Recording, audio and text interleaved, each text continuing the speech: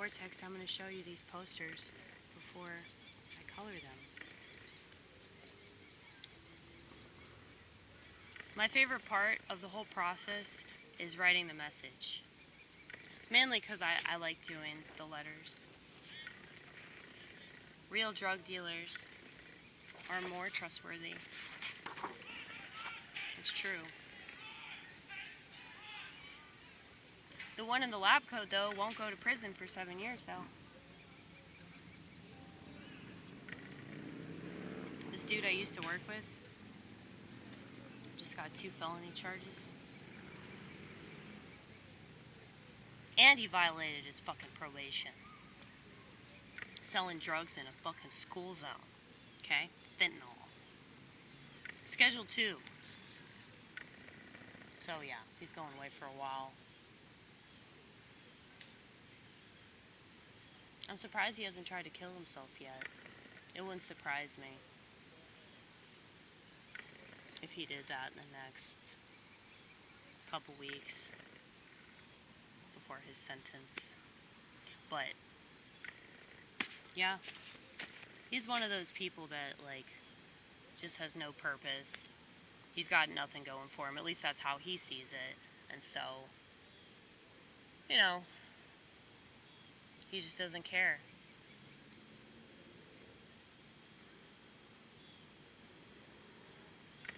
So I guess in a way you could say that he's like the opposite of a regular ass doctor that would prescribe people the same stuff that he could get. Because a doctor would have the motivation to go to medical school for such and such a time. But it's like if they end up doing the same thing, then like why even bother? I guess the whole title and the money, and you don't go to prison. But yeah, it's crazy though when I think about it. How much power you really have as a doctor. You can totally fuck with people's lives. Now, I don't think that all doctors have bad intentions. I don't think that they all just want to get you hooked on medications and stuff. But the reason I go so hard on head doctors is because that's literally their whole profession. That's why so few of them are holistic. Because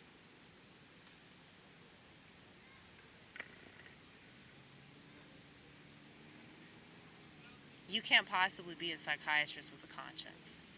You know? That would go against the entire profession. You can't care about what happens to your patients. You can't care that they kill themselves or others. You can't concern yourself about stuff like that. So, that's why they don't talk about the ketogenic diet. Okay? Anyway, the algorithm is not our friend. Let's see what I did on the back. I crossed it out. I was like, no. I had to do that to prove to myself that it was a fail. Okay? This is kind of hard to see though. I might have to do it in such a way that it's not confusing. But yeah, the algorithm is only going to push stuff that is going to make you more addicted to your phone. Okay? So that's why I am not very popular. Because many people have said, like, you know, you are a really important voice right now.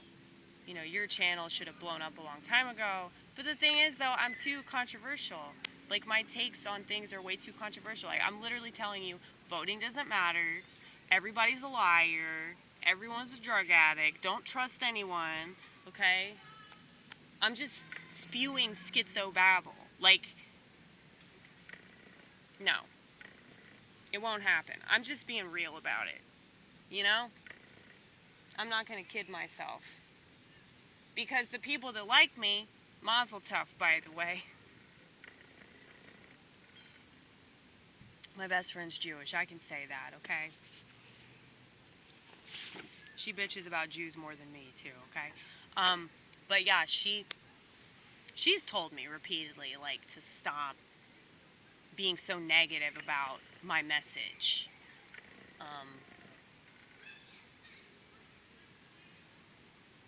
I mean, maybe you're right. Maybe you're right. I should pretend that the world can handle being told that they're candy asses. I should pretend that the world can handle this idea that everything's a lie.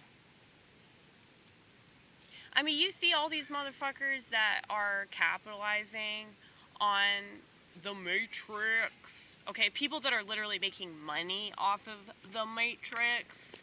They want to tell you all about it. They want to educate you about the Matrix, okay? Motherfucker that just got popped again. What were the charges this time? I don't even fucking remember. I'm talking about Andrew Tate, by the way.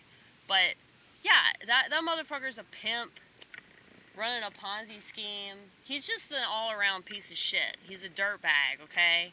I don't even care how he treats women. I mean, all those women went along with it.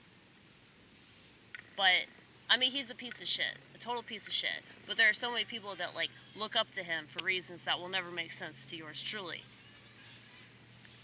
But if you're gonna bitch about the Matrix while stepping out of a private jet and, you know, sporting all this fancy clothing and posing for the camera, it's like, the only people that you're fooling are probably people dumb enough to keep falling for the same stupid women, you know? Simps. So, like, dudes that have been fucked over by women because they were fucking gullible or they allowed their penis to make decisions for them, okay? A lot of men have this problem. They tend to like him. I've noticed that. I've noticed a trend. You know, just like women that are feminists, they're more likely to not have a positive relationship with their father, okay? So that's why I say, raise your fucking kids. Be a good example for them, because if you're not, they're just going to be a leftist, lunatic, cultural Marxist who listens to people that have capitalized on their failure, okay? Andrew Tate and the likes of him, they appeal to people that have failed, okay? Feminism appeals to women that feel like they fail at the traditional female role, okay? Now, I definitely have, but I'm not a feminist because feminism is garbage, and it doesn't even make sense. So if women are so strong and brave, how the fuck can we be raped? How is that possible? Why do we need to protect ourselves from men? What do we need protecting from if we're so amazing? It doesn't make any sense. It's a philosophy that collapses on itself. But you can't tell women that because women are retarded. Anyway, let's move on. America. America is nurture running its course. I think I told you all about that one. But I'm really excited to do that. Probably going to do it red, white, and blue. Just for fun, okay? The victim mentality will kill you. Speaking of feminists. And Andrew Tate. But yeah, when you see yourself as a victim, you're more likely to put yourself in situations that make you one. That's why all these women are on psychiatric drugs. They're really going to feel like a victim whenever they try to come off that antidepressant. Guilt trips ain't from God. That one's for me. Like, I really got to work on myself in regards to my guilt complex. I'm so glad I'm not Catholic, because that would have just ruined it for me. You know? I think that's why I found the orthodoxy so appealing, because there was no fear-mongering whatsoever. No talk of hell. No talk of punishment. I mean, I feel like when it comes to hell, that punishment is already here. So, when they talk about the tribulation and everything, am I wrong for feeling like we're already in it? Maybe we've been in it, but we've just been distracted. I guess I have my own tribulation being an alcoholic, but not just that. Just being mentally disturbed, just giving myself such a hard time. I mean, I'm glad that I did. I'm glad that I'm an empath that feels the fuck out of everything. It's so much better than the alternative.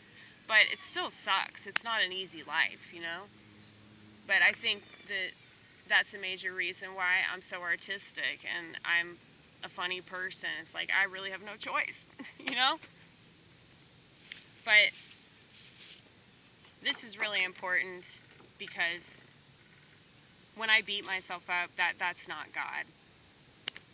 When I give myself a hard time because I made a mistake or I gave in to something that I didn't want to give in to, masturbate, that's what that means. If I do something like that, I'm actually more likely to do it again if I feel guilty about it. So, anyway, slow suicide is rarely frowned upon. See, morbid obesity. You can't not. I do feel bad about it, though. I speaking of guilt, I feel bad bitching about fat people at all. I have a bunch of fat friends, okay? A lot of people in the comedy scene are fat. Ronnit's fat. Technically, I work with fat people. I work for fat people. My mom's really obese. But I genuinely am concerned for the state of this country. And it's really frightening to me how few people care about the state of their internal organs, This isn't about physique. Physique is the tip of the iceberg. If you look that shitty on the outside, just imagine how shitty you look on the inside. When I say that, it's not because I'm like, like, feel bad about yourself, you piece of shit. You disgust me, you fat fuck. That's not what that's about. It's about, like, your heart is hurting because you keep consuming crap. That's the issue. Working in the restaurant industry will do that to you if you're conscious. I'm pretty sure most people would just rather stare at their phone than be conscious. Psych meds cause mass shootings. Speaking of consciousness or lack thereof, when you're on medication, you're not conscious of things that you're processing. That's why people on medication are so angry, because that's really the only thing that they can understand. And they really don't understand it. That's why they get mad about everything. I have a lot of friends that are on medication, or they've been on medication, and they're just like perpetually in a state of rage. So, I remember being on Zoloft, I remember being on Celexa and Lexapro and Buspar and lithium and just always wanting to jump off a fucking rooftop. Now, I mean, I already kind of had that sentiment before, but it was exacerbated because of what I was doing about it, And so I stress that if you just sit with the uncomfortable feeling, you'll realize that you can handle it and you're not actually going to kill yourself. You're more likely to kill yourself or commit a mass shooting when you take medication. And I love it when liberals will say, there's no causality. Well, then stop whining about firearms then. Because there are plenty of people that have a firearm that don't shoot a bunch of people with it. Okay? There are plenty of people that have a firearm that don't kill themselves with it, but that's because they're not on medication, okay? But it's like, if they really cared about gun violence, why don't they talk about all the suicides that involve a gun? Probably because the people that commit suicide with firearms are on the same medication as these stupid-ass liberals that are going to protest rallies whining about kids that they will never have because they believe in abortion. Anyway, let's move on. This is from a proverb. The legs of the lame are not equal, so is a parable in the mouth of fools. So yeah, the more that I reflect on politics, the more I'm convinced of the total futility of politics. That politics pretends to solve problems that will never be solved because society just keeps getting dumber and dumber and dumber. So maybe there was a time when things made a little bit more sense and people were a little bit more intelligent than they are now. Things were more reasonable. People were more civil. But that's not going to come back. Okay? It's just not. Like, the types of people, such as myself, if you watch this, I'm assuming you're that type of people, you know, we're in a very, very small class. Okay? Just keep that in mind. That's why you got to put on the armor of God. Okay? Now, this is dedicated to my trolls. All comment, no content. So, I can't wait to do that one too. Society will always side with the narcissist. That's why social media is so toxic, because it appeals to narcissists more than anybody else. But yeah, don't ever expect society to be good. Don't ever expect morality to come from the world. The world is run by the Prince of Darkness, okay? He's the Prince of the Air. So, if most people are under the thumb of the devil, then you can't expect anything good to happen in the world. If anything good happens, it's going to be few and far between, you know? And you're a lot less likely to hear about it because the people that run the media, not just the Jews, but the Jesuits, they don't want you to know about positive stuff. They want you to hyper-focus on all the negativity, and the devil wins again, you know? So, anyway. Yeah, can you imagine like a social media site where people just said positive things all the time? Like, that will never happen. I don't think there will ever be like a social media site where people are loving and supportive and all that shit. And I mean, that sounds really gay anyway, so I don't want that. I'm not in favor of that, but it just seems fake to me. I'm not suggesting like fakeness. Like, the only time that I really want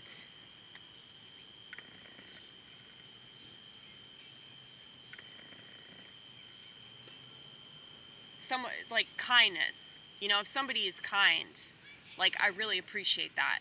But when somebody is nice, like, you have a good day, you know, like that kind of bullshit, I can't stand that. I would rather you just give me a dirty look than be fake, you know? So, genuineness really means a lot more, though, than it ever did.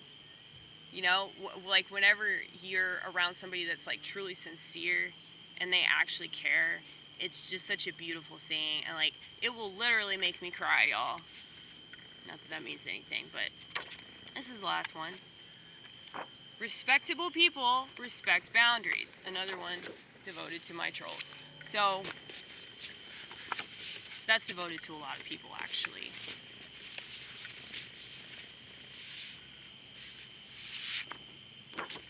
Yeah, boundaries are really difficult for a lot of people. And if you don't have a good example of boundaries growing up, like, all your relationships are gonna be fucked up, you know? Like, I know so many people that are in bad relationships, and it's literally because they did not have good parents. Now, the thing is, I learned a lot. Because I don't want to say my parents were narcissists, but they were boomers, so that's essentially like being a narcissist. But that whole generation is just very, very controlling. Very, very helicopter-esque. And so I always saw the problem with that, and I was very vocal about it, which was why I was the wild child. My brother had the opposite experience. Like, he just tried to please them. And, you know, I guess I'm the scapegoat, because I was always willing to, like, point out the fact that, you know, I'm my own person, I'm going to make my own decisions, you don't have to like them, you don't have to agree with them, I'm still going to do them.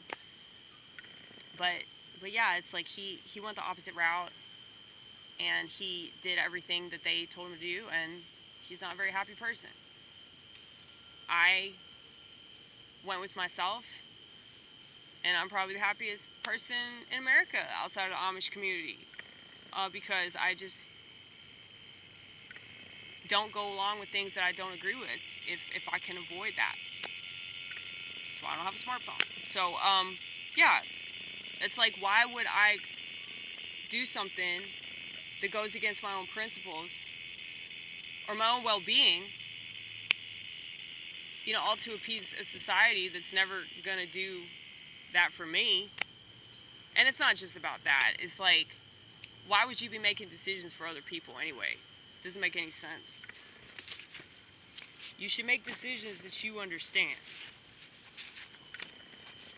because you're the only one that's gonna have to deal with the real repercussions of those decisions later on. You know? All the people that you're trying to please now, they're not going to be there later on, more than likely. So, why would you be doing stuff to please people in the moment that aren't going to stick around? And then you're going to be kicking yourself later on, and at that point, you'll have no choice but to project and just blame all your problems on other people in society, even though they probably didn't force you to do any of that shit, you know? They might pressure you, but fuck that. You can't handle a little social pressure? Dude, I love peer pressure. I get off on that shit. I get off on the word no. I really do. It's a beautiful, beautiful word.